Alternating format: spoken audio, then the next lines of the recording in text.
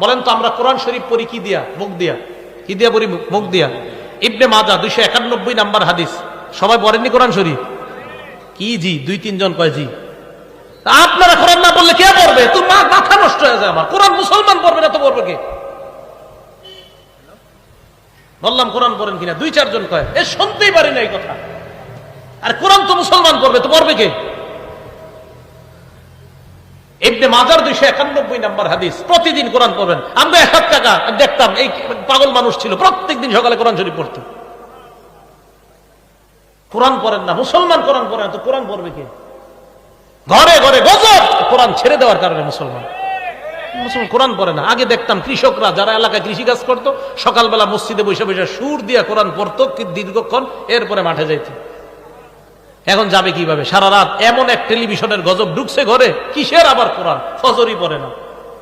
আল্লাহ হেফাজত করুক এই জাতিকে। তো বলেন কোরআন পড়ি কি দিয়ে? মুখ দিয়ে। এখন আমার যে আনছেন আজকে এই ওয়াজগুলা করতেছি কেন? আমল করেন, আল্লাহর রাস্তায় আমল করেন। দোকানে বসে রয়েছেন, কাস্টমার নাই, আরে কোরআন খুলে পড়া শুরু করেন। দোকানে বসে আছেন, কাস্টমার নাই, এখন ব্যাস কোরআনটা খুলেন, সময়টা কাজে লাগান। দোকানে কাস্টমার নাই, 3 বার সূরা ইখলাস পড়েন, 30 বার কোরআনের সওয়াব পেয়ে গেছেন। 6 বার পড়েন,